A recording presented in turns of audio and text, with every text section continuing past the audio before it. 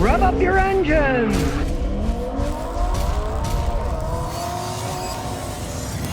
A new Hyundai Elantra Hybrid. And I do mean new. They only started making these hybrids in 2021, and this is a brand new one with like 300 miles on it. Now everybody knows I'm not a Korean car fan, right? But this may be a horse of a different color. Now, you know, I always say don't buy something new when it comes out. Well, you got to realize 2021 may be the first Elantra Hybrid. But 2011 is when they started making the Sonata hybrids. So their hybrid system has been out for quite some time. And they have not really had any problems with it either. Now, here's what you get for $25,000. That's what he paid. He paid the list price for this car. Everybody knows I don't like CVT transmissions. And Hyundai's had problems with a lot of stuff. Well, as I said, this is a horse of a different color because this hybrid has a dual clutch 6-speed automatic transmission. So you can throw all the problems and the rather poor drivability of many CVTs away because this is an automatic transmission that's dual clutch. We'll see what it's like when we take it for a ride.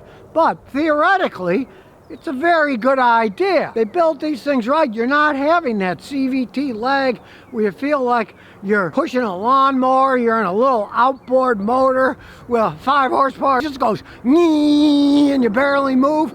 This is a dual clutch transmission. We'll see what it's like when he road tested. But as far as I'm concerned, a better idea. And if they hold up over time, it would be a phenomenal idea that you get a car like this for 25 grand that can get upwards of 50 miles a gallon for that price with a dual clutch transmission. Originally, of course, that was a racing design.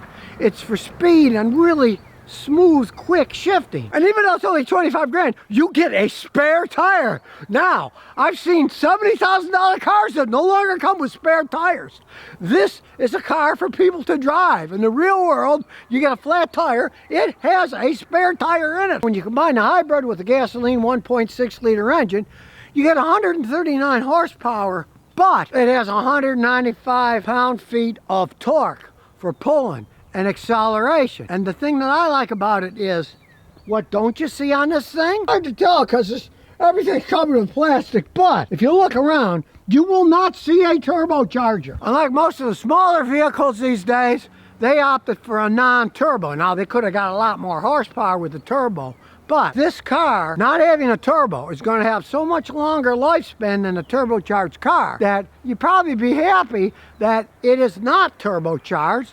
Because with that dual clutch transmission and all that torque with the electric motor boost, it should be relatively zippy. We're going to take it for a spin soon to see how it goes. But if you can get that kind of torque without having to throw a turbo, this 4-cylinder engine is going to last a whole bunch longer. And as I've told in the past, Hyundai's had all kinds of problems with their engines. But it's not the 1.6 liter engine that's in this that they are having problems with. So, of course, time is going to tell. He's the guinea pig for us here, right?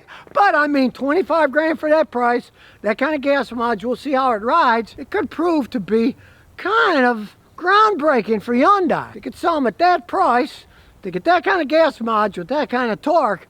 If they hold up, hey, they'll probably sell quite a few of these things. Now, of course, everybody wants an SUV, and this is a sedan. Well, all I got to say is, there's plenty enough room inside these things. The seats, he's a big guy. He's got the seat back, and there's still some room. The other seat, there's tons of room. Alloy wheels, and not cheap fake hubcaps. You can see, this isn't made in some strange country. This is a Korean car made in Korea. Look, this thing even has functioning air dams on it. They want to get better gas mileage with the hybrid. They're not fake, they're real. So we'll shut the hood and we'll take it for a spin. Look, it's got this thing that says, do not roll down. What's going on here? Well, he wanted to make it a little snazzier. That's from the window tinting guys. It has to cure, you can see. He's added fancy tint to it, and I think it looks good. And here's something I like. It has a lot of electronic stuff. It's a hybrid car, but look, manual seats. You know what happens with manual seats? You can put them wherever you want, and they never break.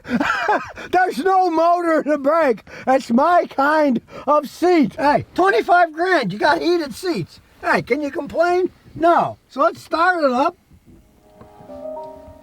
Oh, has a little cute music here. Really nice modern dash. Decent backup camera.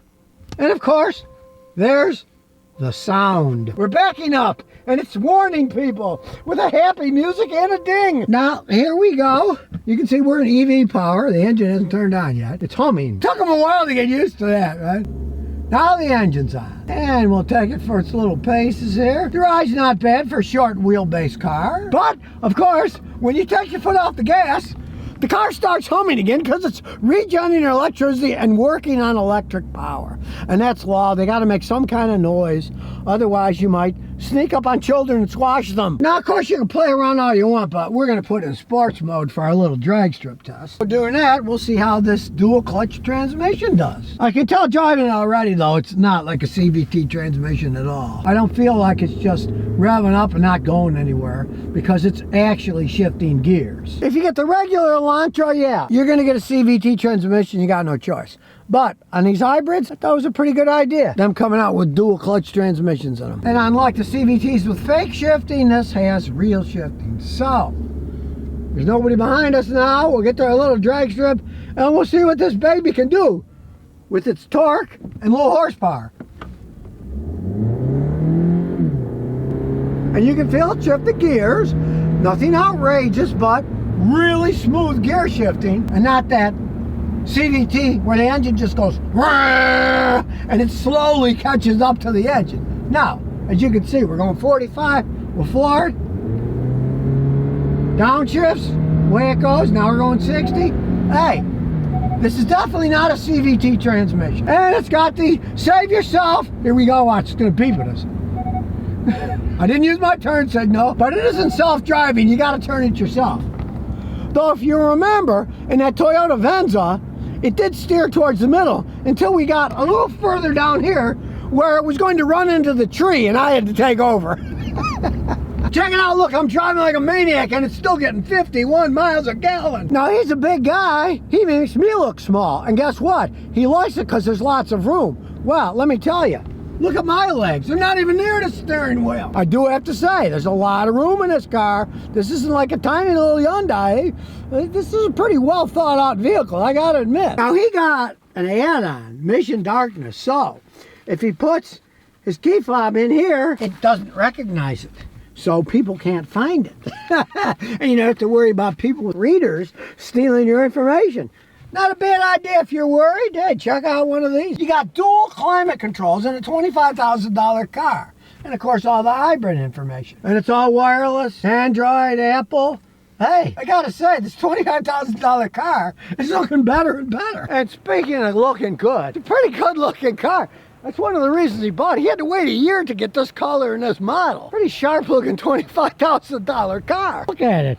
It even came with these wheels. He didn't pay extra for these wheels. Check out the back. Look at the lighting. It's a pretty snazzy looking car for 25 grand. So here we have a quandary for me. A Hyundai, cars that I really can't stand, but 25 grand, you get a real automatic dual clutch transmission. It can get 50 something miles a gallon. It looks like this. It came with fancy alloy wheels, has a rather voluminous trunk, and the seats pop down too, so you can put even more stuff in it. Sounds pretty solid to me. So if you're thinking gas mileage and a hybrid that has an actual automatic transmission and not one of those stinking CVTs, you might take a look at one of these. Granted, they've only been making them since 2021, but Hyundai's been making hybrid Sonatas since 2011, so they got a lot of that down pat. And in this price range, with that kind of gas mileage and actual automatic transmission, maybe Hyundai's making a turnaround. Now, I'm too cheap. I won't even spend 25 grand, but this guy did a lot of research. Took him a year to get this because he had to wait so long for the color, for the hybrid. Hey, I gotta say, I'm shocked. I'm kind of impressed by this Hyundai Hybrid with an actual automatic dual clutch transmission. And here's some bonus questions and answers. GP says, I'm shopping for an SUV car. Do you think the Toyota Corolla Cross is good? I know you say the RAV4s and CR-Vs, which is better? What do you want? You know, I had a customer bring me a Toyota Cross. I was impressed for its size and what it is. You might want to also look at the Toyota Corolla hatchback, right? It's basically a Toyota Matrix. They stopped making the Matrixes, and then Toyota didn't want to make themselves even more foolish than they already were by getting rid of models and bringing them back. So instead of calling it the Toyota Matrix, they call it the Toyota Corolla hatchback. As for example, the original Toyota Matrixes were called Toyota Corolla Matrixes. Then they shortened it to Matrix. So, and that's a really good car too, you know? There's nothing wrong with a Cross. My advice with those vehicles are, go look at them and road test them at a dealer. See which one you like and what you want to pay for, and then go from there. They're all excellent vehicles. Some people might think, oh, this ride's rough, or this is too small, or this is too big, I can get a smaller one. Decide what you want, then look at them, and they're all good decisions, really. So if you never want to miss another one of my new car repair videos, remember to ring that bell.